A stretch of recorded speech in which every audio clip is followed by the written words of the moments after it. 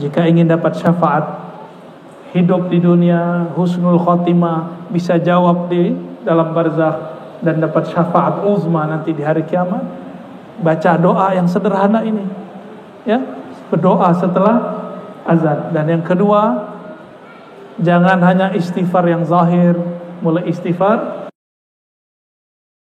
bahkan mengistighfarkan ibadah dan sholat-sholat kita semua.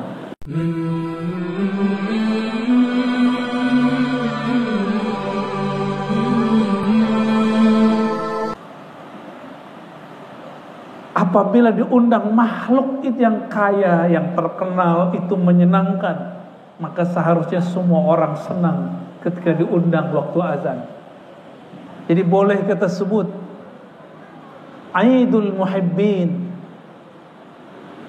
hari rayanya para pencinta Allah dan Rasulnya. Itu adalah hululi waktu salat, masuknya waktu salat, ditandain dengan adanya azan dan nida. Senang gak? Biasa aja ya, masih main handphone ya. Makanya Ibnu Abbas tuh ngomong gini, kalian kalau hidup di zaman sahabat, kalian disebut zindik, kafir semua. Kalau sahabat hidup di zaman kalian, kalian sebut mereka gila, gila agama. Ada sahabat sholat sunat di rumahnya, tahu-tahu sudah 3 jam anaknya meninggal dipatok ular, dia nggak tahu. Assalamualaikum, lihat anaknya, kenapa orang rame? Orang begitu kita sebut gila. Sahabat saya cuma khuruj 3 hari disebut gila, ya.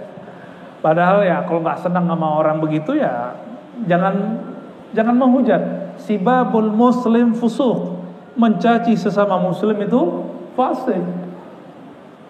Mereka kan masih muslim. Kita boleh kritik, caci nggak boleh. Hatta maulid kita dibid'ahkan, kita nggak boleh kemudian membalasnya dengan cacian. Yang biasa bid'ahin maulid siapa? Siapa? Kayak kenceng dong. Yang bid'ahin maulid siapa? Tapi nggak boleh benci sama Wahabi, nggak boleh. Benci itu sifatnya munafik. Orang-orang yang kenal Allah tidak ada kamus di kalbunya, kamus benci itu gak ada. Maka saya heran sesama ahlus sunnah kok ada benci-bencian, kok ada iri-irian. Berarti dia belum kenal Allah dan Rasulnya sallallahu alaihi wasallam.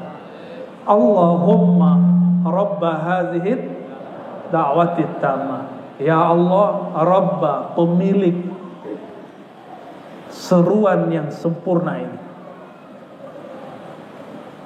wassalatil qa'imah, ya, pemilik solawat atau solat yang qa'imah.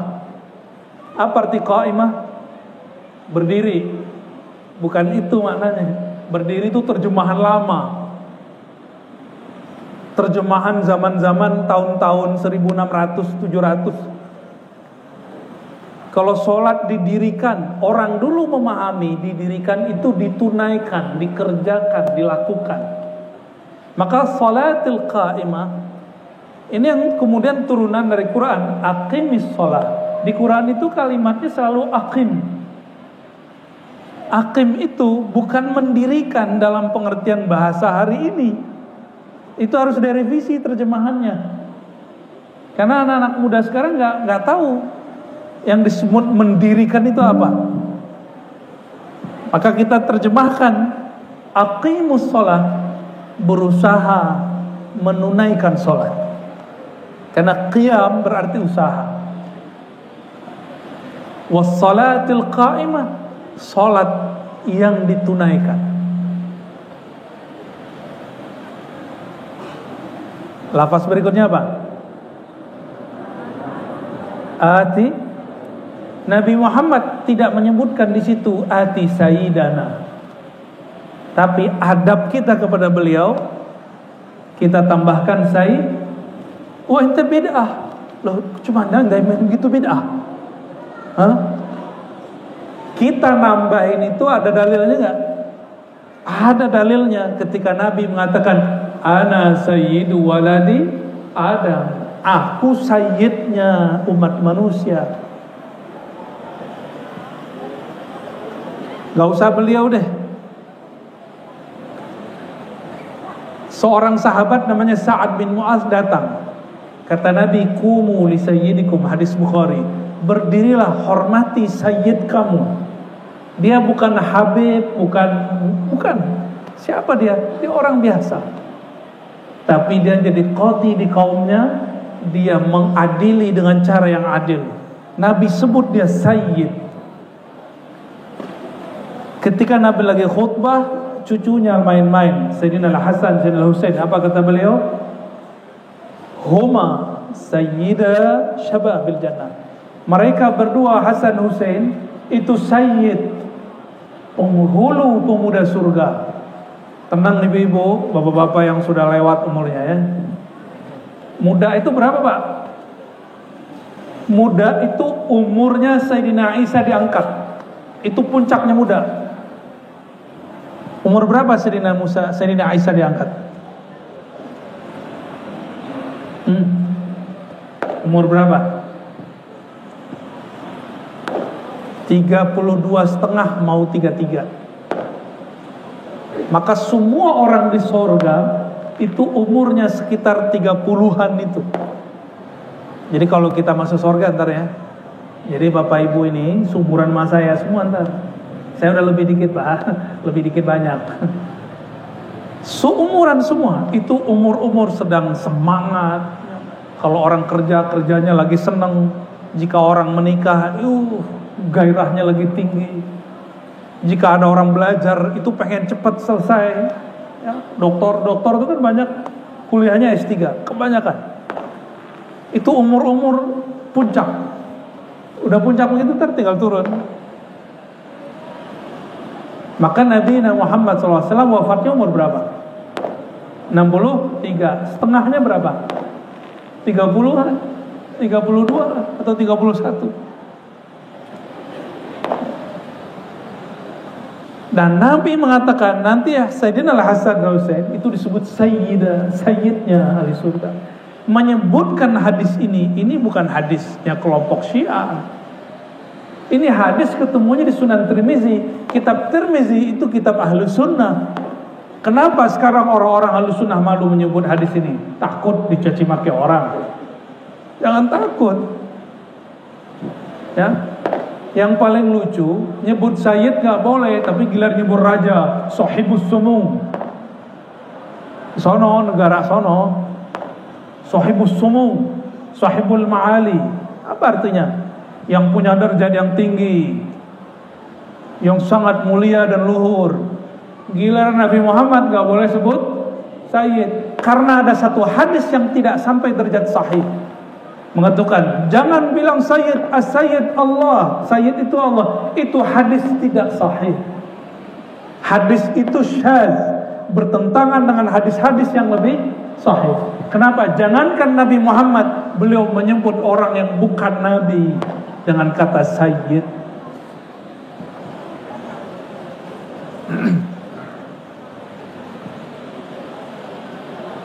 Sayyidina Abdullah bin Abbas, Abu Bakar, Umar, Utsman itu sahabat-sahabat yang pernah diperintah, tapi adabnya tidak melakukan perintah itu.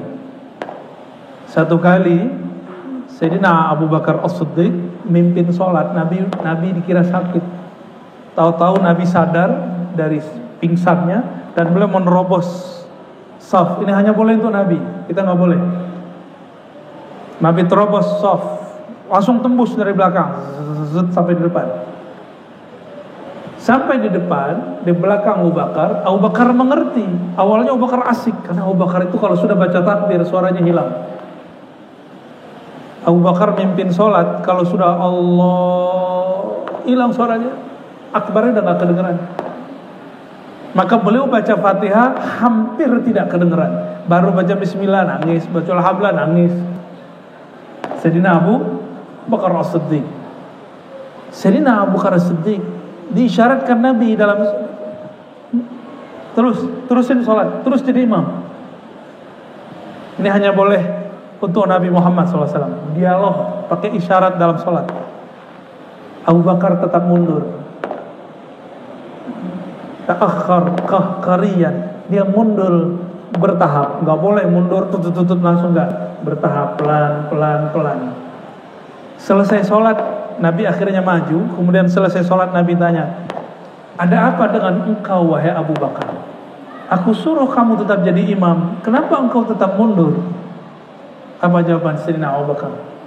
Apakah pantas anak dari Ibn Abi Quhafa, yaitu Abu Bakar itu, berada di depan Nabi Muhammad SAW? Gak pantas. Nabi suruh kamu di depan, tapi adabnya kita ke belakang. Jadi tidak semua perintah itu wajib dikerjakan. Ada perintah, adabnya dikerjakan kebalikannya. Ini contohnya. Ini contoh lain. Kalau kita namu nih, kata orang, ya makan, sok makan, gitu. Langsung makan nggak? Tunggu dulu, ya. Ulang lagi, ayo minum. Tapi dari tadi makan minum tuh nggak saya persilakan tuh ya. Kalau kita bertamu, ada basa-basi nggak? Sahibul baitnya ngomong, ayo makan ya minum, tapi kita nggak langsung makan minum toh? Itu bagian dari adab.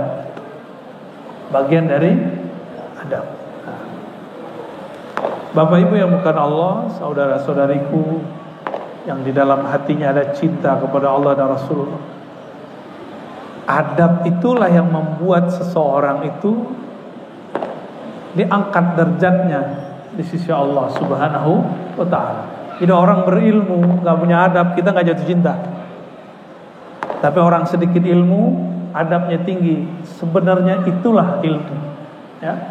Jadi ketika disebut ati Muhammadanil wasilata wal fadilah, boleh baca begitu? Boleh. Adabnya gimana?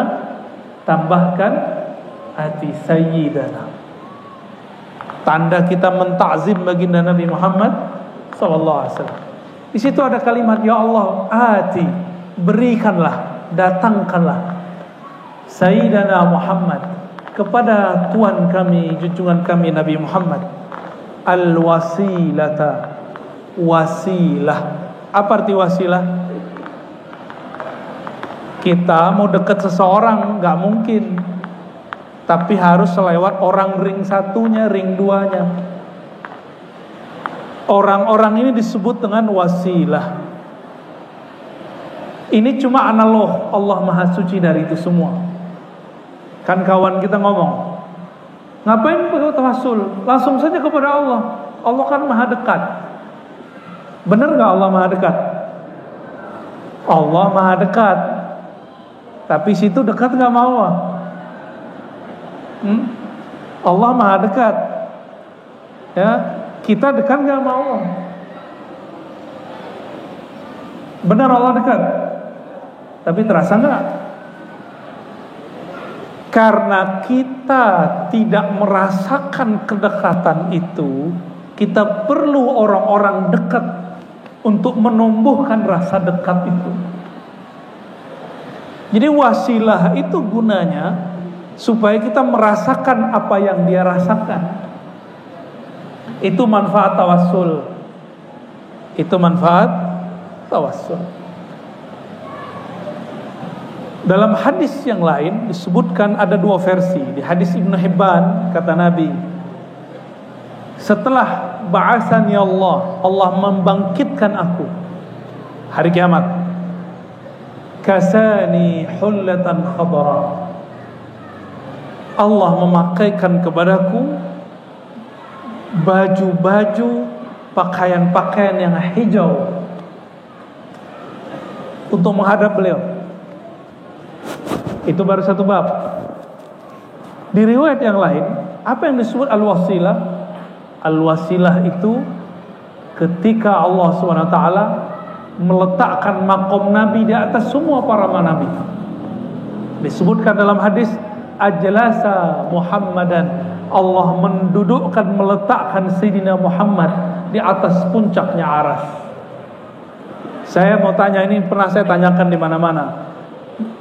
Lebih mulia Nabi Muhammad atau Arash?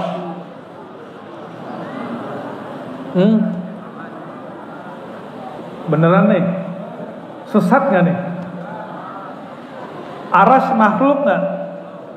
Duluan Arash apa nur Nabi Muhammad? Nur Nabi Muhammad sallallahu alaihi. Dari nur Nabi Muhammad sallallahu alaihi wasallam tercipta Arash. Jadi lebih mulia mana? Maka jangan kemudian menolak riwayat ini. Allah mendudukkan ajlasani ala arsyih. Allah meletakkanku di maqam yang tinggi di atas arasy-Nya. Karena dalam akidah Ahlussunnah, Allah tidak duduk di atas aras. Yang duduk di atas aras itu Nabi Muhammad sallallahu alaihi wasallam. Gak ada masalah sama kita. Yang meyakini Allah duduk di atas aras kan kelompok apa namanya? Tuh kan antum udah tahu. Ya. Kalau Ahlussunnah yang hakiki nggak ngomong begitu.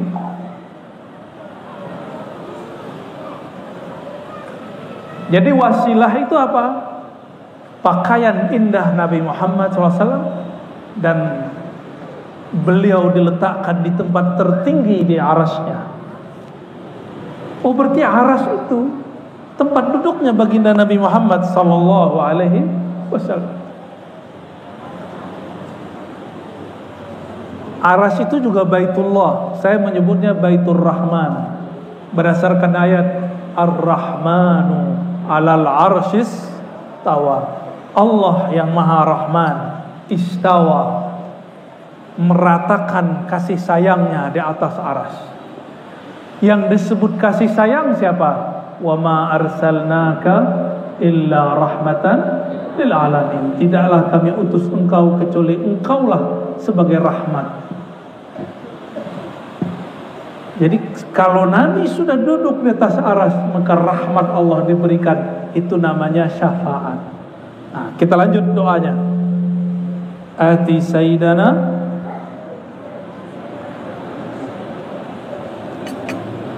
Ati Sayyidina Muhammadanil wasilah. Nah, kalau di riwayat itu langsung waba'athu,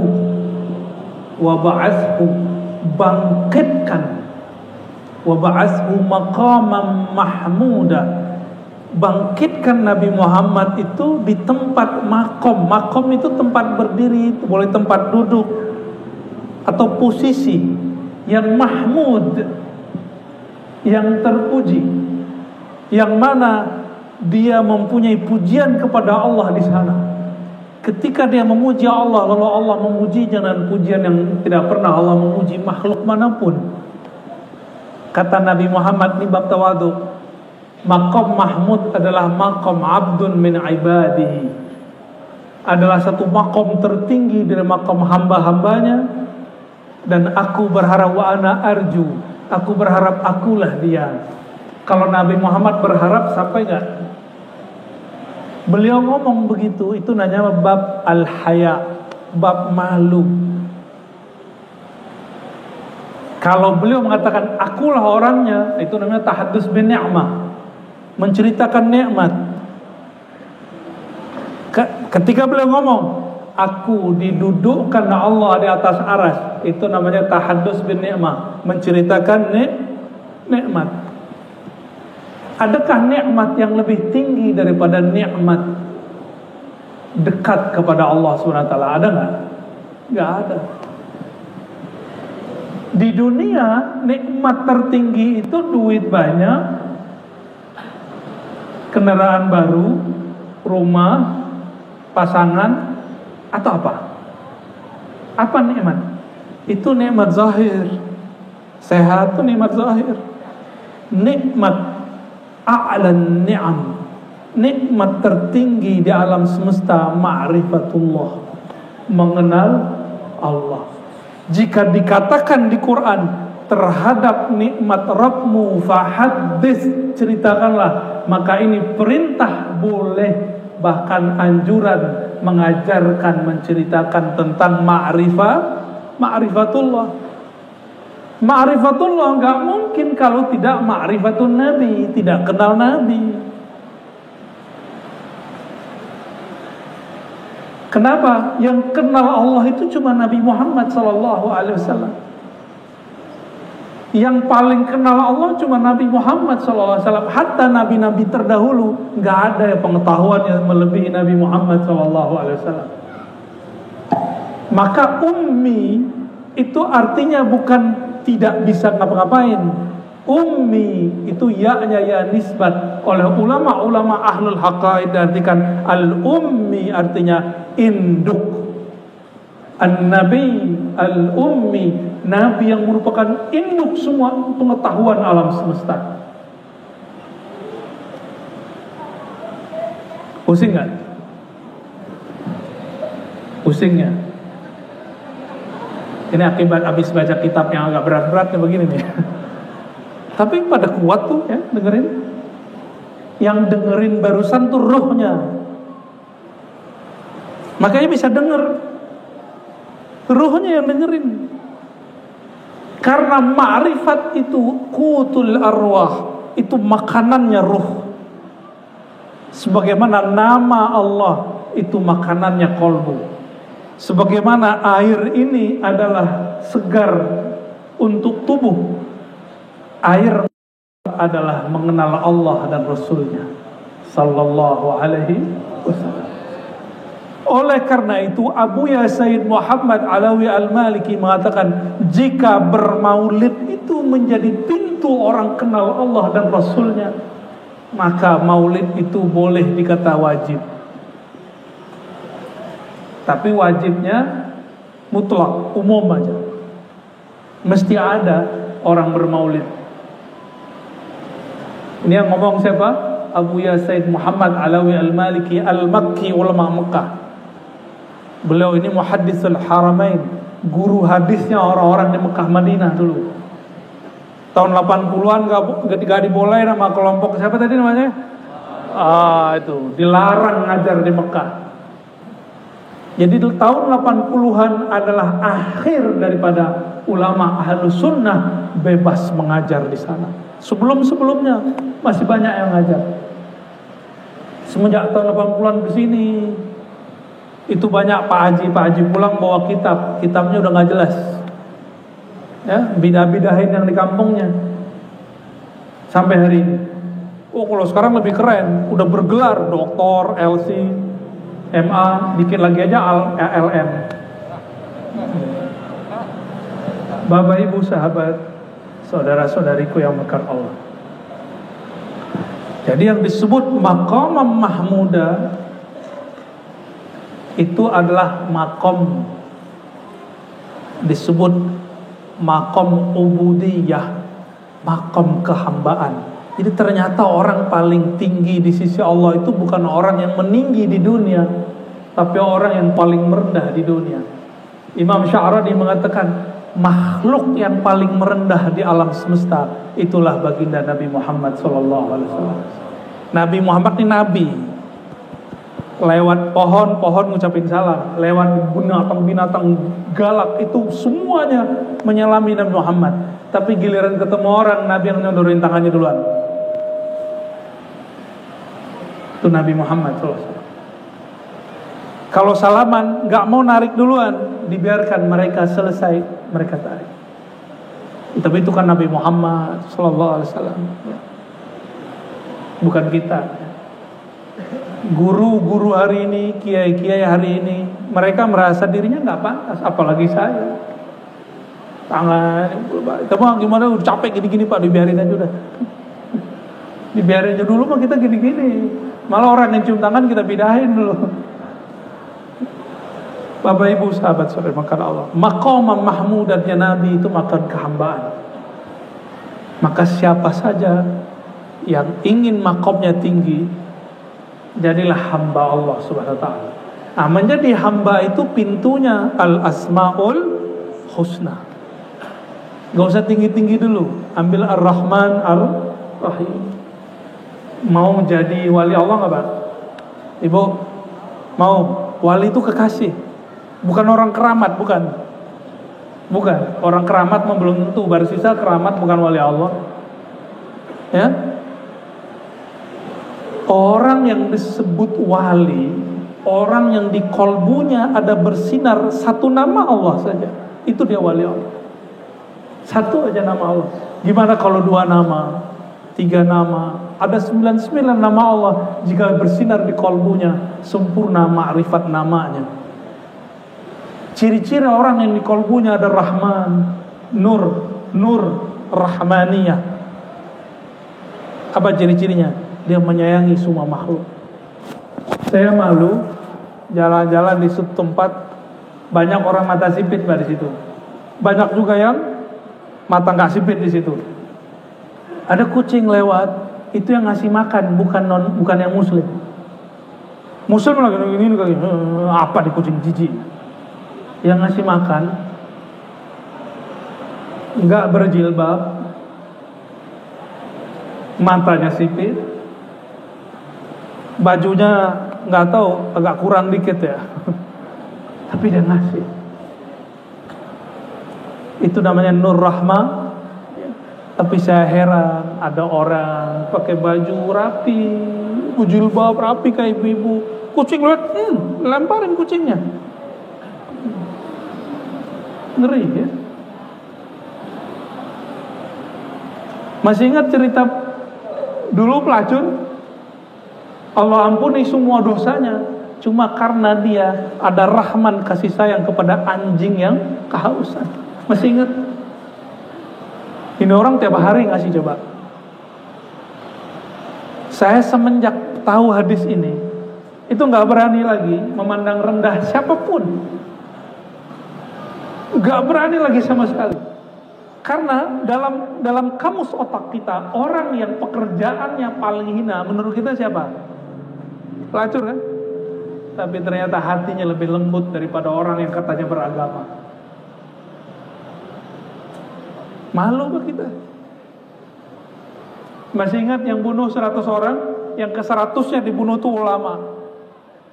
Ternyata hati dia lebih lembut dari ulama yang dia bunuh. Si ulama ini ngomong, ente udah 99 orang itu bunuh, ente ahli neraka. Oh, jadi dari dulu panitia neraka itu sudah ada. Itu zaman Bani Israel tuh. Hati-hati Bapak Ibu, jangan sampai pakaian begini menjebak kita dan mengatakan saya ini lebih berhak masuk surga daripada yang lain. Apalagi cuma pilihan-pilihan politik. Ngeri ya. Masih ingat Abdurrahman bin Muljam pembunuh Sayyidina Ali, masih ingat? Dia tidak pernah merasa salah karena dia katakan saya membunuh orang kafir bernama Ali. Hafiz Quran itu. Hafiz Quran. Dan Nabi mengatakan dalam hadis Abu Daud, ya, tahqiru salatukum bisolatihim. Mereka meremehkan solat kamu dengan solat mereka. Kita solat kita diremehin sama dia. Ibadah kita diremehin sama dia. Ini ciri-ciri orang-orang pewaris Ibnu Muljam. Ya, ini mulai banyak nih hari ini. Mulai banyak hari ini, ya. Nauzubillah min dzalik. Cuma karena beda pilihan politik dia kemudian hujat orang-orang. Dengan Ibnu Muljam. Ibnu Muljam itu tadinya ikut Sayyidina Ali, lalu pandangan politiknya berbeda dengan Sayyidina Ali. Ternyata di kolbunya tidak ada cahaya rahmaniyah. Jangankan non muslim, yang muslim aja dihalalkan darahnya. Dan Nabi mengabarkan di akhir zaman ini tambah banyak. Saya berdoa siapapun yang hadir maulid, semoga ada nur rahmaniyah di kolbunya, termasuk kami yang berbicara, amin ya rabbal alamin. Tapi insya Allah hadir maulid ada rahmaniyah di kolbunya. Karena yang kita maulidkan siapa? Nabiur Rahmah, Nabi yang penuh dengan rahmah. Jadi kalau hati keras, udah hadiri maulid, sholawat aja udah bisa bikin kolbu lembut insya Allah. Apa kata Nabi di ujung hadis? Siapa yang baca doa ini? Ada 2 versi, Bukhari, Abu Daud, Tirmizi, Ahmad menyebutkan halat lahu syafaati, halal bagi dia syafaatku, atau wajabat lahu syafaati, dia wajib dapat syafaat. Syafaat itu bantuan yang diberikan saat seseorang genting, itu namanya syafaat. Dan yang paling genting itu kapan? Sakaratul maut, di alam barzakh, lalu ketika bangkit dari alam kubur, itu disebut dengan hari-hari genting. Itu Nabi kasih syafaat.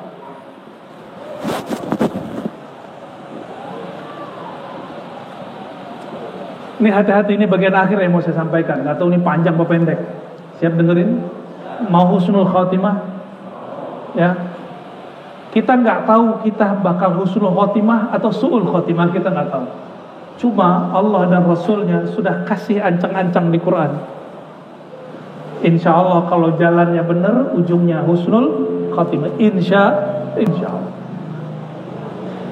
Nabi dalam hadis Bukhari mengatakan, innamal a'malu bil khawatim. Amalan itu tergantung penutupnya. Menjelang hayat bil khawatim, berarti bukan pas menjelang mati, tapi khawatim, penutup sebelum mati.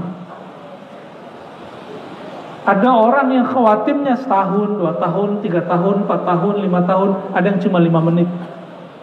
Ada yang cuma sesaat. Allah kalau kita sholat, yang dipandang apa? Zahir atau qalbu? Qalbu. Coba perhatikan Quran. Khatamallahu ala qulubihim. Qulubihim dulu. Wa ala sam'ihim. Baru wa ala absarihim. Allah khatama. Hadisnya menyebutkan innamal a'malu bil khawatim. Amal itu dinilai khawatimnya, penutupnya. Yang ditutup itu apa? Khatamallahu ala qulubihim. Allah menkhatam, menutup kolbu. Maka siapa saja yang di kolbunya tersimpan kebencian, riya, hubbud dunya, cinta dunia, cinta popularitas, iri dengki, itu beberapa saat sebelum dia meninggal, bisa setahun, 2 tahun, 3 tahun, beberapa bulan, beberapa menit, itu akan keluar kebencian itu. Mau dia kiai, mau dia katanya orang habib, mau katanya dia ustadz, apalagi orang biasa. Menjelang meninggal nanti keluar tuh, keluar. Di dalamnya noda, keluar noda. Dalamnya benci, keluarnya benci. Dalamnya rahmah, keluarnya rahmah. Karena khatama ala qulubihim. Karena yang Allah pandang kolbu, Allah nggak mandang yang lain-lain. Jenggot kita nggak diliatin, ya kan? Apalagi nih yang hadir malam ini yang ahlul jenggot nggak banyak nih. Ya, kumis yang banyak nih ya. Oh itu ada gondrong tuh. Abu Saum katanya ya.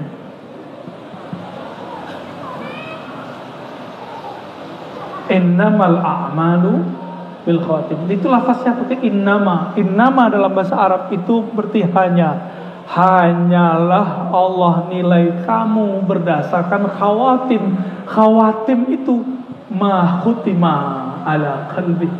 Dengan apa Allah menutupnya. Orang-orang munafik Allah khatama kepada kolbunya, sama basarnya dengan ghisyawah. Beda dengan orang-orang mukmin. Khatama ala qulubihim bukan ghisyawah, birrahmah. Ghisyawah tutupan kebencian, tutupan riya. Jadi mohon maaf Bapak Ibu, saudara-saudariku, kalau masih ada aja iri dengki sama teman sedikit saja, itu Allah akan munculkan sebelum meninggal. Nggak boleh sama sekali. Iri dengki itu nggak boleh. Saya amar ma'ruf nahi mungkar. Bedakan amar ma'ruf nahi mungkar dengan menyebar kebencian, dengan menghina seseorang. Maka dalam hadis Nabi itu dikatakan, cukuplah seseorang itu disebut jahat, ayahtaqira akhahul muslim, dia menghina sesama muslim. Apakah sebabnya karena paham yang berbeda, politik yang berbeda, mazhab yang berbeda, penafsiran yang berbeda? Sudah mulai banyak hari ini orang-orang yang jahat. Nabi ngomong apa? Cukup orang jahat itu ciri-cirinya apa? Ayyahtaqira akhahul muslim. Dia merendahkan, menghina sesama muslim. Gak pernah ketemu tapi menuduh, gak mau tabayyun. Ini hati-hati. Ini sudah mulai banyak hari ini. Dan saksikan itu orang sebelum meninggalnya Allah akan keluarkan kebencian-kebencian itu melalui kalamnya, tulisan-tulisannya, ceramah-ceramahnya, gosip-gosipnya. Bermajelis sama dia seperti kita bermajelis kayak mandi tapi pakai air comberan, tambah bersih itu tambah kotor. Ya, itu sebabnya mohon maaf, gak usah bermajelis di majelis yang menghina sesama muslim, yang menggibah sesama muslim. Nih, dua ini, menghina sesama muslim, menggibah sesama muslim. Itu majelis bukan majelis rahmah, itu majelis ghisyawah. Orang yang Allah tutup qalbunya dengan kebencian. Nanti alasannya amar ma'ruf nahi mungkar. Bagaimana mungkin memberantas kemungkaran dengan kemungkaran yang lebih dahsyat?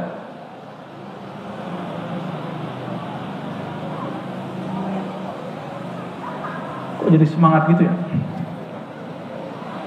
Ini hari apa sih nih?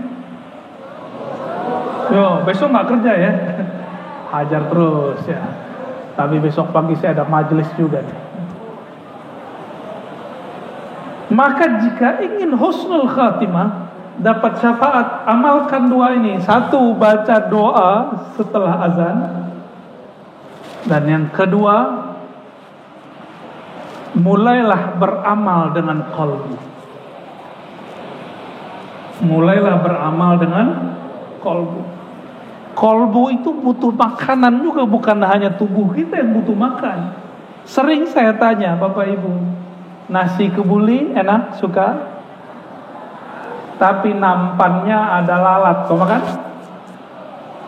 Nampannya bagus, nasinya enak, samping kita sampah, mau makan? Enak semua. Nampannya udah oke, nasinya sudah bagus, harum. Tahu-tahu ada orang batuk, ininya keluar, apa namanya? Ingus. Jadi makan nggak? Saya itu paling geli sama rambut, tapi nggak boleh buang nasi kalau ada rambut. Geli aja Pak. Nasi kebuli enak, lagi enak makan, kok ada yang nyangkut-nyangkut. Pas dicek rambut panjang, aduh naik lampir kayaknya. Mau dimuntahin? Enggak, ini bukan nasi di sini ya. Bukan nasi yang barusan, enggak. Saya enggak makan barusan. Saya cuma makan sate barusan. Apa maksud ibarat ini, analog ini? Makanan kolbu itu lebih ribet daripada makanan fisik. Ada ibu-ibu benci banget sama kucing. Kalau makan ada kucing nggak bisa makan. Lah apa hubungannya makan sama kucing? Tapi ya begitu, namanya orang ada pantangan, kita nggak bisa paksa juga. Kolbu itu lebih ribet, dia perfeksionis. Ketika dia hendak dimasukkan suatu makanannya, dia harus betul-betul bersih. Pembersihannya disebut al-istighfar, mohon ampun kepada Allah, wa taubah dan taubat. Pendek cerita, taubat itu dibagi 3 tingkat. Nah kita nih taubatnya yang mana nih? Istighfarnya yang mana nih? Pertama, istighfar dari dosa yang zahir. Ini kebanyakan orang awam. Kalau kita nih masih awam, udah ngaji bertahun-tahun, lahirnya udah Islam, tapi masih awam. Istighfarnya hanya dari dosa fisik. Orang begini ini rentan merasa sok suci. Ikut pergerakan dikit, ikut majelis dikit, sholat tahajud dikit, jaga sholat jamaah dikit, itu langsung merasa suci. Kalau Allah sayang sama dia, maka Allah akan jebloskan dia ke bab syahwat, bab maksiat, supaya dia merasa hina, nanti dia tobat. Jadi kadang-kadang ada orang-orang yang sok suci, itu Allah kasih pelajaran, cash masuk, supaya dia merasa hina di sisi Allah Subhanahu wa taala. Yang kedua, istighfar taubatnya disebut taubat murid. Murid itu taubat dari dosa kolbu. Dari dosa kolbu, kalau tadi fisik, dosa mata. Hari ini sudah jelalatan belum, Pak? Ayo lihat ke kiri. Berani lihat? Wah, udah bener ini istighfarnya, ya. Matanya mau dikotorin nggak? Nggak ngelihat yang di kiri, tapi ngelihat yang di handphone, ya sama aja. Sekarang mau maksiat gampang, tapi mau soleh juga gampang kok. Itu ngotorin mata, telinga, masya Allah, gampang sekali hari ini. Itu dosanya dosa zahir. Dosa yang lebih bahaya itu dosa batin. Dosa yang sudah berkarat di kolbu. Yang berkarat di kolbu itu sombong, iri, dengki. Ini beradek kakak nih. Kalau ada piring kotornya cuma karena kopi, cukup disiram sama air, bersih gak? Tapi kalau kena minyak goreng, bisa gak pakai air? Dia mesti digosok. Gosok itu yang disebut taubat. Itu taubatnya murid. Dia gosok kolbunya. Kenapa ada orang sudah sholat 5 waktu, sudah istighfar, tapi kolbunya masih kotor? Karena dia tidak pernah bertaubat istighfar, mengistighfarkan kolbunya. Maka dia sibuk terus sama orang. Sibuk terus mikirin orang, aib orang yang dibicarain.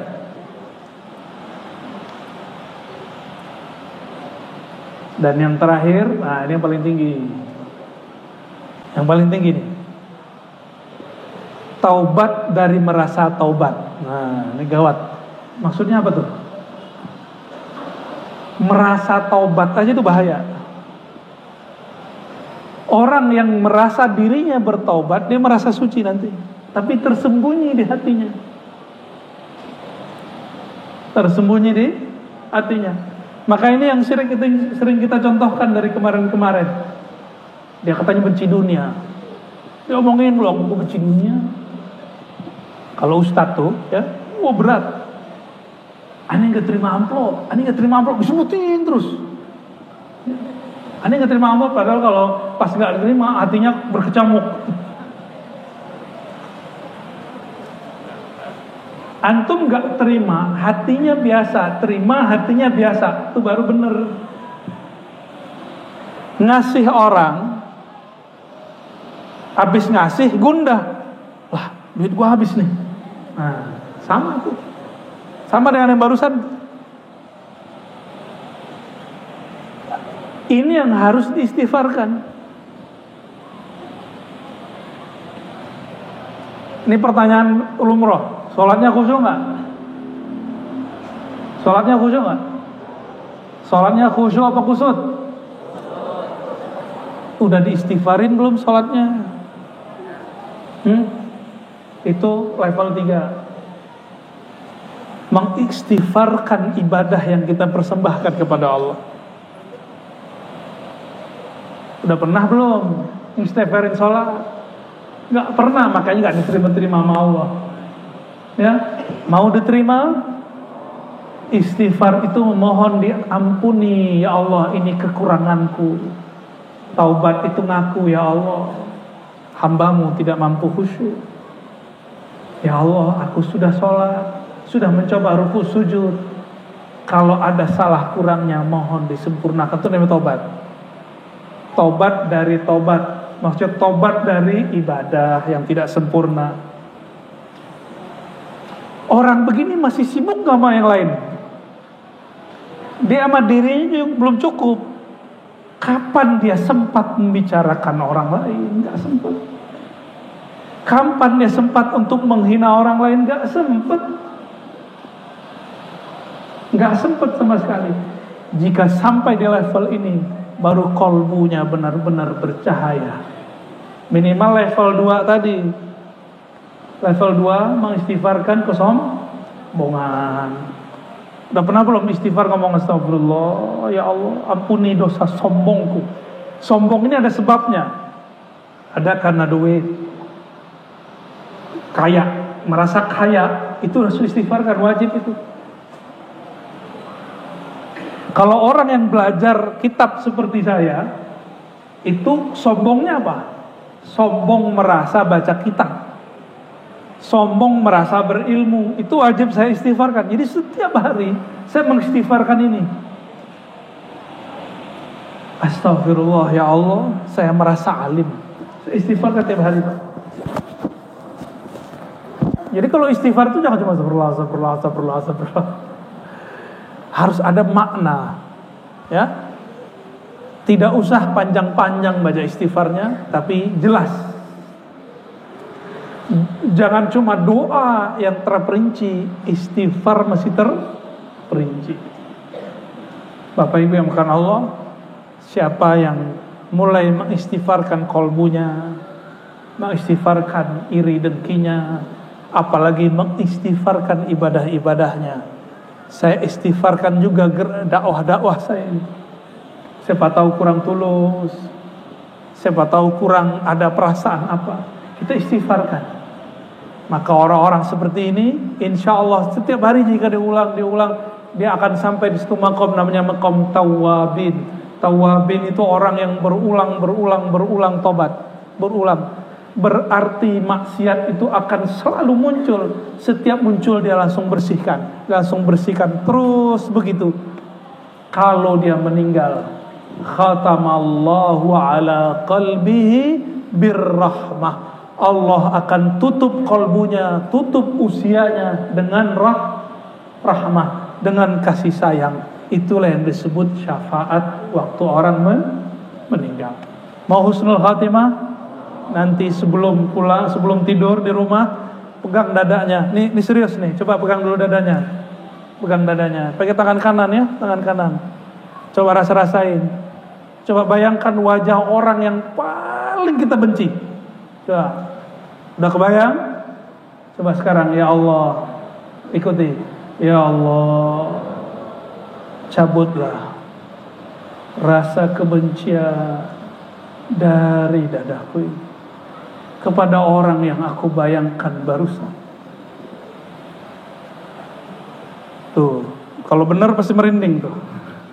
Pasti merinding tuh. Nah. Tapi ada yang bingung, gue gak punya orang yang gue benci. Wah, hebat. Gimana? Tadi ada orang yang kita kesel, kebayang wajahnya langsung. Sebelum tidur, mau jadi ahli surga? Mau jadi ahli surga? Tidur tidak menyimpan kebencian sedikit pun di dalam kolbu. Ini kalam Allah, kalam Rasulullah, kalam aulia-aulia Allah. Kenapa? Jika kita punya baju, mau ketemu orang mulia, ada kotoran di baju, diganti gak bajunya? Ganti, pakai baju yang bagus. Ibu-ibu mau ketemu kekasih, waktu dulu masih gadis, atau yang masih gadis nih, mau ketemu orang yang kita seneng, mukanya dicek dulu gak? Plok ya, biar gak kelihatan kurangnya, sehingga ketika dipandang, yang memandangnya takjub, seneng, benar gak?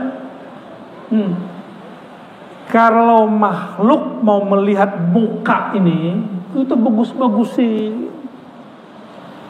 Allah itu gak perlu diundang. Setiap detik, bahkan detik itu dibagi-bagi. Itu pandang Allah tidak pernah berhenti ke dalam kolbu. Udah pernah bedakin kolbu belum? Ini baru terakhir beneran nih, kalau tadi penutup. Ibu-ibu ini bapak-bapak nggak tahu. Sebelum bedakin muka, yang kotor dibersihin dulu atau langsung? Beneran. Namanya apa, Bu? Ada istilahnya nggak, dibersihin apa? Hah? Cleansing gitu ya. Waduh, kirain cilincing. Jadi muka ini kita sudah terapkan di dunia. Ini berminyak, bersihin dulu minyaknya. Atau dulu sebelumnya ada apa gitu, dibersihin dulu, baru dipakai bedak. Kalau dipaksain mukanya berminyak terus kasih bedak, kejadiannya apa? Bikin enek. Sama, inilah yang terjadi pada orang-orang yang semangat beragama, orang baru hijrah, baru ngaji, tapi tidak membersihkan kolbunya. Ilmunya nambah, tapi jerawat kolbunya gak bisa dibohongin. Bikin enek. Dia beragama tapi bikin buruk agamanya. Dia katanya membela agama, tapi justru dia sedang menghina agamanya. Ini yang terjadi pada orang yang masuk ke ranah keagamaan, tapi inti agama bersihin kolbu dia tidak lakukan.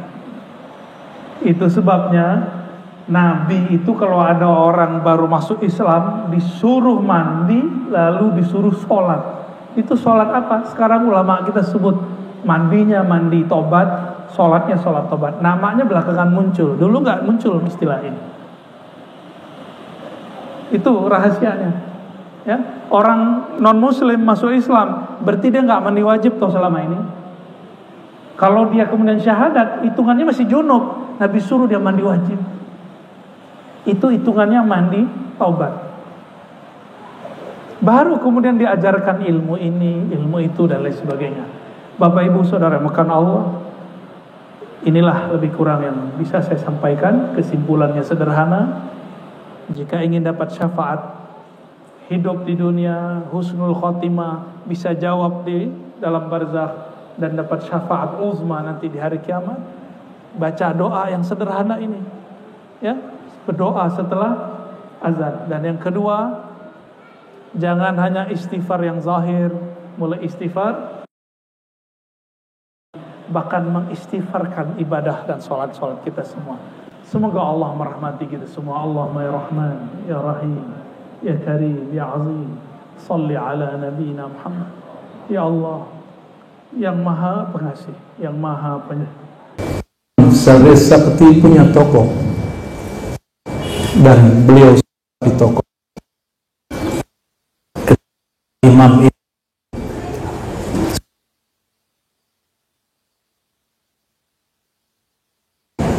alhamdulillah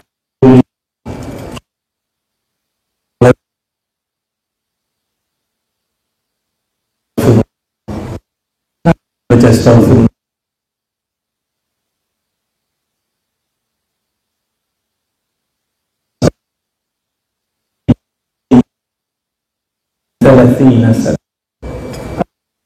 Meminta ampun kepada Allah karena mengatakan alhamdulillah tidak baik.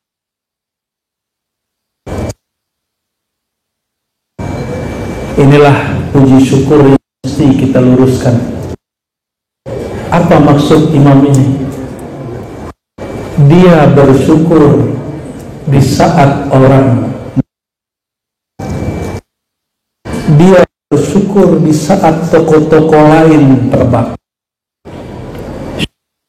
Syukur nafsu, egois.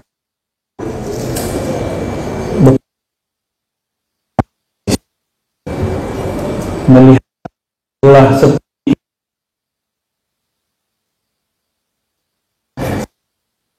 nggak mesti istighfar, minta ampun kepada Allah. Kenapa? Bukankah istri bisa jadi dia juga menyantuni anak yatim, bisa jadi dia membantu tetangga-tetangganya. Kenapa engkau mengatakan alhamdulillah ketika itu terjadi pada diri? Jika mendengar orang di sampingmu baca alhamdulillah, alhamdulillah dia sepi toko, saya ramai. Alhamdulillah dia saya baca Yasin di toko. Dia berbangga dengan Yasin.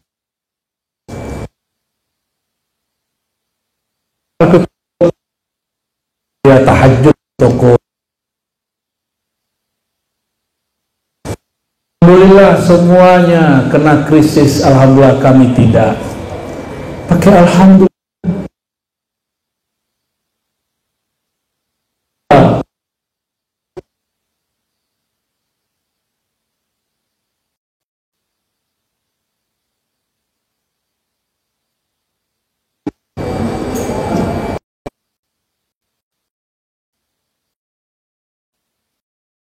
Kita hanya Tuhan orang Islam, dia itu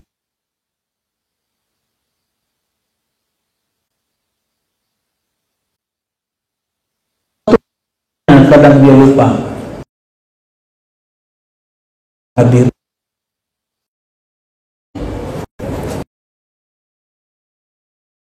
Puji jangan dengan rohani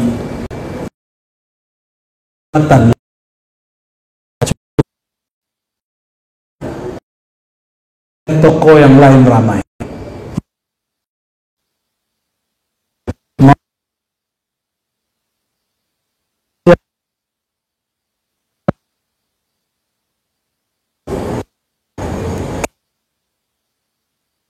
Orang bah setan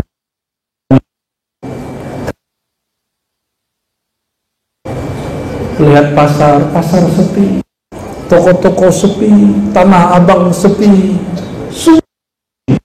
Saya melihat itu menangis. Jadi di saat pandemi saya masih jalan, cuma ingin pada umat Sayyidina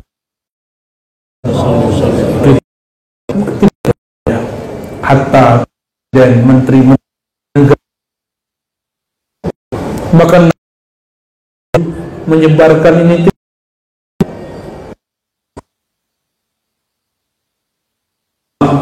Silahul mu'min, doa senjata. Pernah latihan kah main?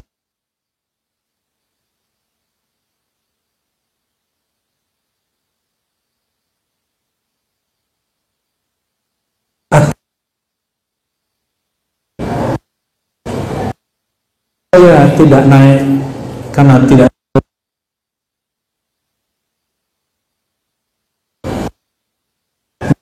Itulah kita, ya Rabb. Saya tidak ada lagi, ya Rabb, cuma ya Allah, ya Allah, ya Allah. Hanya itu jeritan kita.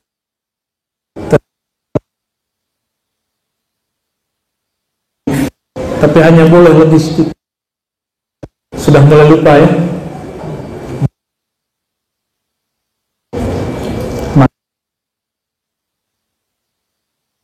Sifat dari baginda yang dibaca Qori kita. Terima kasih. Makanya kemana bawa kitab, karena takut nanti kalau baca yang dalam-dalam orang protes. Maka saya tunggu Qorinya baca apa itu yang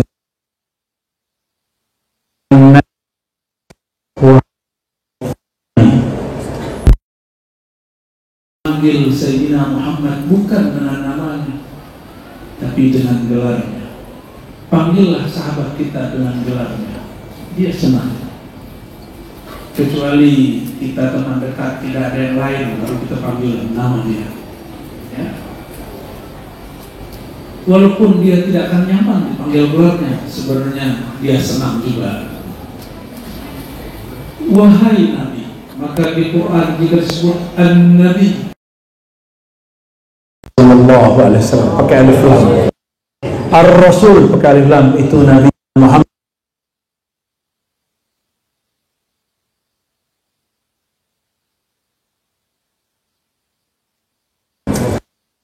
Ya Nabi,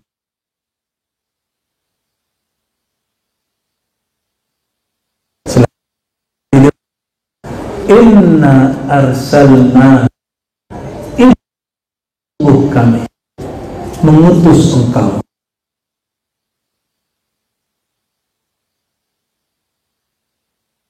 Saksi maka setiap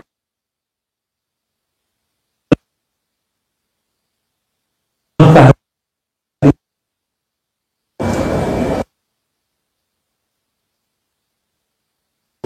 memberikan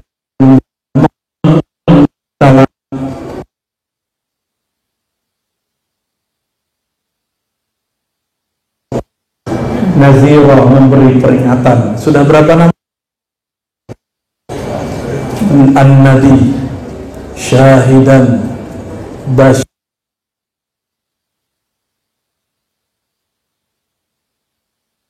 Sebut nama Nabi.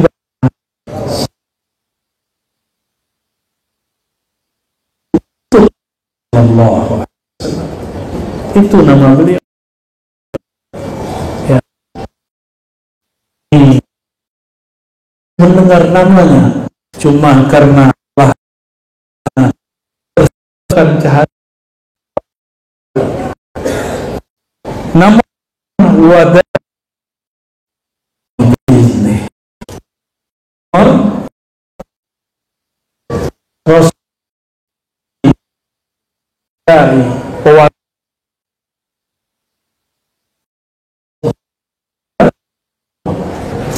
kalau mengajak orang ke Bone, ke Pinrang, mesti tahu jalan. Kalau yang sok tahu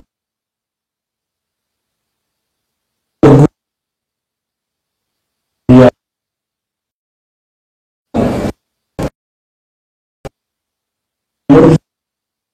sakit,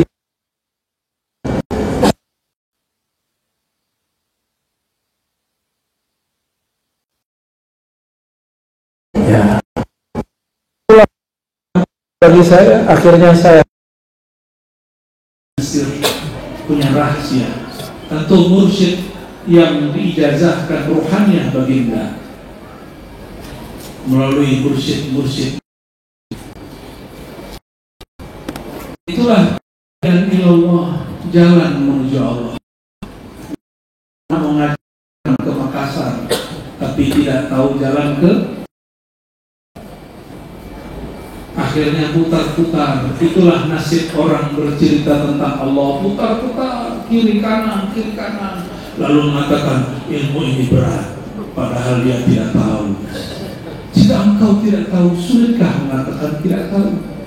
Bukankah imam kita, Imam Malik, guru imam kita, Imam Syafi'i, mengatakan qauluka la adri nisful ilm, engkau mengaku tidak tahu itu setengah tahu. Karena orang mengaku tidak tahu pasti cari tahu. Tapi kalau orang sok tahu, dia tidak akan pernah tahu. Wada'iyah, maka dai, pendakwah kepada Allah, mesti tahu jalan kepada Allah. Jika tidak, carilah jalan ke Rasulullah. Jika tidak, carilah jalan kepada pewaris Rasulullah. Jika tidak, sinilah saya sholatkan. Cari pewaris-pewaris Rasulullah SAW. Dan saya yakin, hakul yakin, tidak ada satu negeri kecuali ada kekasih Allah. Masih ngomong begitu, nanti saja kalau sudah mau mati. Ternyata dia maunya hidup, nggak mati-mati. Wa basyiril mu'minin, dan beri kabar orang.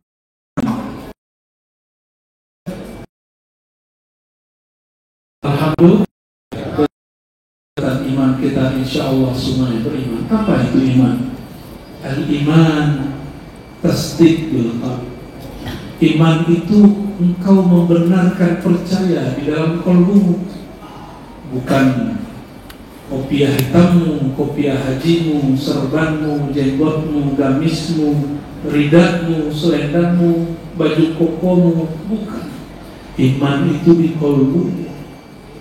Sedangkan cabang iman itulah syahadat. Cabang kedua itulah amalan. Maka kita berbaju begini, ini cabangnya iman. Apa yang dijadikan nutup auratnya, bukan model pakaiannya. Maka bagian cinta Nabi, ambillah mana yang ingin ambil sorban Nabi, ambil. Yang ambil sarung Nabi, ambil makan Nabi, ambil. Itu bab cinta baginda Nabi Muhammad SAW. Orang lain yang berbeda cara cinta dengan kita. Wabasyiril mu'minin, beri kabar orang beriman. Inilah seni dakwah Nabi SAW. Lebih sering memberi kabar gembira. Tapi sahabat diberi kabar gembira, mereka bukan tertawa, mereka malah menangis. Ketika Sayyidina Ubay ibn Ka'ab dikabarkan, ya Ubay, Allah mengirim salam kepada engkau. Hadis Bukhari. Apa kata Sayyidina Ubay? Ya Rasulullah, samani Rabbi, apakah Allah Tuhanku menyebut namaku? Rasulullah mengatakan, itulah yang membuat dia nangis ketika nama dia disebut oleh sang cinta sejati, Allahu Rabbul Izzati. Apakah Allah kenal aku? Itu maksudnya. Masa Allah kenal aku? Masa Allah tahu namaku? Wabasyiril mu'minin, maka ada orang bahagia nangis. Ibu-ibu waktu menikah nangis kan? Iya Bu ya? Nangis tuh, itu tangis bahagia atau tangis sedih? Ya, katanya orang nangis itu sedih. Bukan. Al-buka tis'ah. Nangis itu ada 9 jenis. Ada nangis karena kejepit kakinya, ya, karena di sampingnya, sholatnya seperti itu. Sholatnya ngejar-ngejar jari, ya apa-apa. Jangan marah Pak. Masa sholat pun marah? Ya. Kalau ada orang cari-cari kaki kita, kasih saja kakinya. Kasih kakinya, jangan marah-marah. Jangan kemudian, wah untuk apa kami menolakmu? Ganti, hapus. Kamu tahu siapa aku? Hapus. Habis tangan getar, dia tidak sanggup. Getar, tidak sanggup menghapus kalimat Rasulullah. Maka dia ambil, mana wahai Ali, tunjukkan kepadaku biar aku yang hapus. Rasulullah yang hapus. Dua kali. Apakah Rasulullah marah? Tidak. Berkata, ya Rasulullah, apakah engkau betul Rasulullah?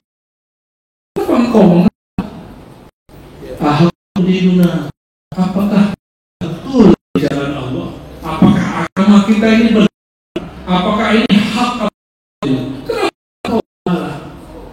Pertanyaan orang logika yang rasional, tapi zautnya belum sampai.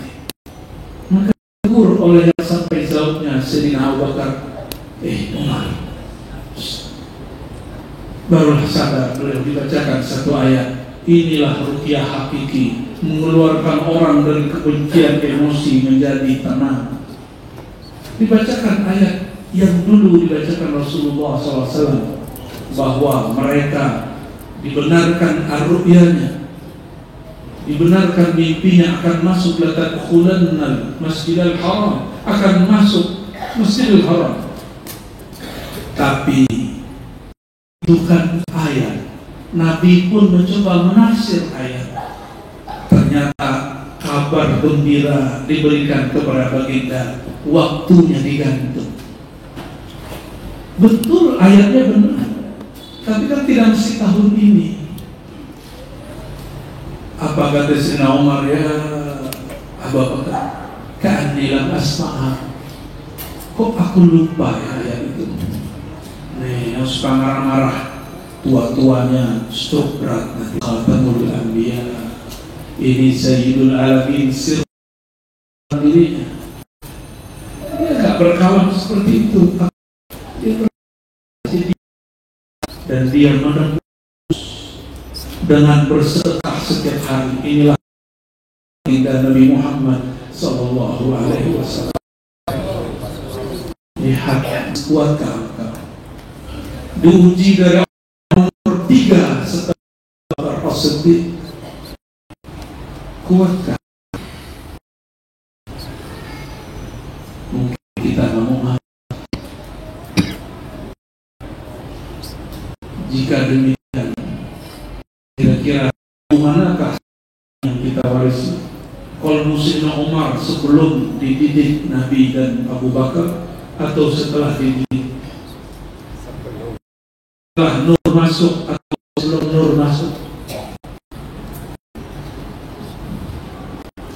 Maka Rasulullah SAW nama keenamnya Sirajan, sang pelita yang terang benderang, Sirajan Munira yang melimpah ruahkan cahaya, Sirajan Munira. Karena penuh emosi, sehingga umat kita juga emosi, marah-marah. Mungkin kita mempertontonkan di depan murid, cekcok, akhirnya murid kita juga sering contoh. Jadi jika kalian itu bertengkar, mungkin Allah karena tidak mencontohkan hal yang baik. Inna natubu ilallah wa nastaghfiruh minallahi fadlan kabira. Beri kabarlah orang beriman itu bagi mereka Allah dari sisi Allah fadlan. Apa di fadlan? Anugerah, pemberian, kelebihan bagi siapa? Al-mu'minin, yang percaya sejak Nabi Muhammad SAW. Fadlan kabira. Kata orang Melayu, engkau berjaya. Kata orang kita, engkau beruntung, engkau sukses. Jadi siapakah orang sukses itu? Orang sukses itu wabasyiril mu'minin, pakai alif lam, orang yang beriman. Panggillah kamu ini sekian tahun, nanti si murid akan kuat. Jika sedang mengkader ke generasi untuk usaha, kita kasih tahu, kalau bukan kepada kamu, aku wariskan siapa lagi? Kalimat-kalimat begini yang akan membangun trust, ya, rasa percaya diri. Inilah yang disebut cara Allah membangun kepercayaan diri. Jadi jangan suka berhati-hati, ya, kamu tidak becus, tidak bisa melanjutkan usaha ayah, nggak begitu, ya. Didik dia. Apakah ada orang terlahir bisa langsung dagang? Ada. Pak Kiai dulu lahir sudah bisa bahasa Arab. Atau Pak Kiai Pak Harbin lahir sudah bisa langsung bahasa Bugis, bahasa Makassar. Makan mie. Kalau orang Jakarta makan mie, oh mie. Makan ki, tabe. Di Padang tabe itu kolam air. Jadi awal saya bertemu orang Makassar di Tanah Haram, tabe. Saya kiri kanan ada kolam. Ternyata dia bilang, maaf ya, permisi. Kata orang Prancis, pardon. Allahumma sholli ala sayyidina Muhammad. Jangan malu untuk muji. Jangan malu. Sayyidina Umar se-emosi itu, Nabi balas emosi. Maka kami ini masih jauh daripada baginda Rasulullah SAW. Kami ini disinggung dikit, marah berkali-kali. Misalnya ada nih orang bilang, Doktor Amirullah itu ahli bid'ah. Masih jawabnya 7 kali. Sulawesi itu keluar. Saya pun sama. Jika ada orang singgung dulu, ya, sesekali masih kambuh. Kadang-kadang harus begitu, tapi jangan di saat beradu. Pandai-pandai bermain. Kadang-kadang Nabi nantang. Makanya ada ayat wa qatilul kuffar wal musyrikin. Ada ayatnya. Tapi Nabi tidak pakai ayat itu suka-suka. Bunuhlah, perangilah orang kafir dan musyrik. Itu sudah jumpa dengan kafir musyrik, Nabi tidak langsung bunuh. Karena Nabi tahu cara menempatkan ayat. Betapa sedihnya hari ini orang-orang ingin berjihad, tapi ayat untuk orang kafir dia pakai kepada sesama mukmin, maka dibunuhlah sesama mukmin. Terjadi di Mesir, sholat Jumat di salah satu masjid pusat zikir tarekat Syaziliyah, sedang Jumatan sebelum pandemi 2019 dekat Sinai. Anak kecil banyak, orang tidak bersalah, tidak berdosa banyak dibom. Karena itu masjid tarekat sufi bertawasul maulid. Kata dia tawasul maulid musyrik, wa qatilul musyrikin, bunuh orang musyrik. Tidak faham bahwa tawasul bab fikih bukan bab akidah. Maka kita wajib mewaspadai fatwa-fatwa impor seperti ini. Kasih tahu mereka, imam mereka Ibnu Taimiyah tidak pernah mengkafirkannya. Bahkan bagi beliau ada tawassul yang masyhur. Bahkan beliau memahami tawassul itu bukan azab tapi dengan cinta. Masih boleh. Allahumma shalli ala sayyidina. Jika Nabi seperti itu, maka Nabi akan membunuh Abu Jahal, Abu Lahab di tempat. Apakah boleh langsung membunuhnya? Tidak. Agama itu bukan urusan bunuh-membunuh. Justru agama itu urusan mempertahankan hidup seseorang. Maka Sayyidina Anas mengatakan, wallahi la yadribu Rasulullah SAW ahadan. Demi Allah, Nabi tidak pernah marah memukul orang illa fi sabilillah, kecuali dalam perang terbuka. Dalam perang terbuka ini masih musim damai.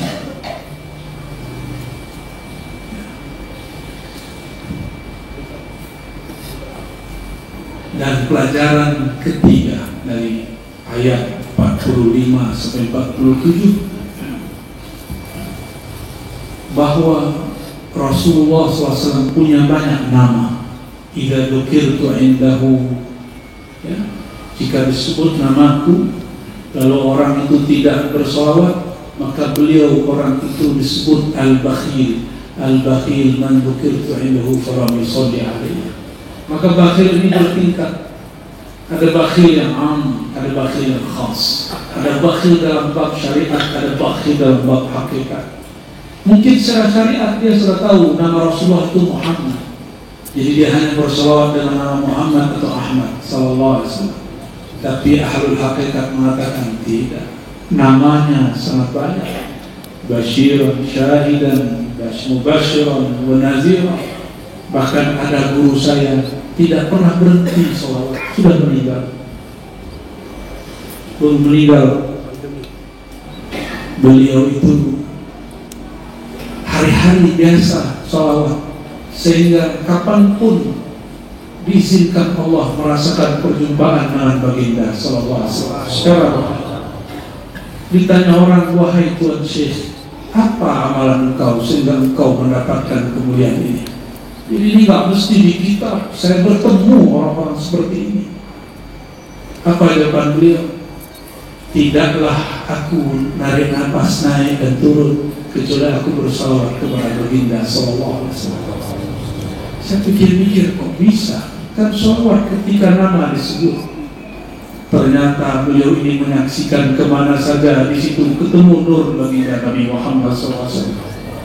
Maka kemanapun dia memandang, dia bersalawat kepada baginda Nabi Muhammad SAW. Salawat itu ada yang bil lisan, ada yang bil qalb. Sebagaimana salawat itu ada salawat ilahiyah, innallaha, ada salawat malakutiyah, salawat malaikat. Ada salawat al-Muhammadiyah, salawat Sayyidina Muhammad SAW. Ini salawat kita. Bagaimana? Leburkan cintamu dalam cinta Nabi Muhammad SAW. Tergantung kadar cinta, sebanyak itulah engkau bersalawat. Maka ketika sahabat Ubay pun bertanya, wahai Rasulullah, kam aj'al laka minas salat, Kira-kira porsi sholatku berapa? Terserah, mau setengah, mau sepertiga, mau 2/3. Apa kata beliau?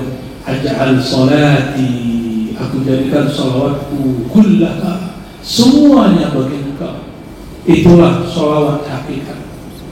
Dia dengan nafasnya, dan dia katakan, aku bernafas begini, aku hidup begini, berkah rahmat Allah kepada baginda Nabi Muhammad SAW mengalir padaku. Bolehlah kita sebut, itulah makna ayat wa ma arsalnaka, tidak kami utus engkau kecuali illa rahmatan lil alamin. Kita bernafas, kita dapat rezeki, kita makan, minum, semuanya berkah rahmat baginda Nabi Muhammad sallallahu alaihi wasallam. Maka apa kata beliau hadis penutup? La tabaghadu wa la tahasadu wa la tadabaru wa kunu ibadallahi ikhwana. Inilah ciri-ciri orang Nur Muhammad sudah berdiri tegak di dalam jiwanya. La tahasadu, jangan saling hasad, karena itu sifat syaitan iblis terlaknat. Begitu kata Imam Sidi Ahmad Rifai dalam kitab Halul Ahli Tahqiq ma'allah. Wala tabaradu, jangan engkau suka menyulut kemarahan, provokasi, karena itu sifat daripada binatang buas, sifat sibariyah. Wala tadabaru, jangan saling membuang muka dari temanmu, kawanmu, bahkan musuhmu jika masih seiman. Ini cuma beda toko, sudah gak lihat-lihat muka, ya. Sudah kemudian tidak mau sapa menyapa. La tadabaru, itu sifat banci. Paham? Itu sifat apa? Banci. Orang yang suka bohong. Dan anehnya laki-laki kok begitu. Sini saya sunat ketiga kalinya. Kalau ibu-ibu begitu, kita masih maklum. Ibu-ibu perasaannya melebihi rasionalitasnya. Kalau enggak bisa nyusuin dan beranak. Mau hamil gak? Mau menyusui? Gak sanggup. Kebesaran Allah pada perempuan sehingga perasaannya lebih besar, sehingga membuat mereka tidak lelah kecuali sedikit ketika urus anak. Coba bapak-bapak ini, ya, yang kelihatan kuluntung ini, ngurus anak 3 menit langsung dek. Betul Bu ya? Bapak-bapak ini gak tahan ngurus bayi, termasuk saya kakek. Anak kita buang air besar dalam popoknya, padahal bisa cepokin sendiri, tapi langsung panik. Ini bagaimana nih deh? Bagaimana nih? Padahal tinggal dibuka langsung dicepokin. Itu saya. Panik karena kita lebih banyak rasional daripada rasa. Inilah anugerah Allah. Kalau perempuan bongkar, itu biasa. Saya maklum. Tapi kalau bapak-bapak ini buang muka, saya curiga dia sudah disunat 3 kali. Wa kunu ibadallahi ikhwana. Wahai umatku, ini panggilan Rasulullah. Kalau Rasul memanggil, wajib atau sunat? Wajib dijawab atau sunat dijawab? Wajib. Atau mubah? Wajib. Wajib. Kalau tidak dijawab bagaimana? Durhaka. Ngaku umat Nabi Muhammad SAW. Wa kunu ibadallahi ikhwana. Jadilah hamba-hamba Allah yang bersaudara. Orang saudara, saya kalau saudara sekarang tengkar, besok balik lagi. Kadang dia yang dulu minta maaf, sekarang saya yang dulu minta maaf. Lomba-lombalah siapa yang dulu minta maaf. Itu orang paling mulia. Begitu juga kita, sesama keluarga, sesama tetangga, mengurus negara. Jangan angkuh, jangan gampang terprovokasi. Semoga negeri ini diberkahi dengan nama baginda Nabi Muhammad. Beliaulah sang syahid, sang syahidan, wa mubasyiran wa naziran, wa da'iyan ila Allah bi'iznih, wa sirajan munira, ala wa huwa sayyidina Muhammad sallallahu alaihi wasallam. Barangkali itu sedikit dan cara kita mengenang baginda dengan menurunkan, mewarisi syafaat. Semoga Allah menetapkan kita di dalamnya.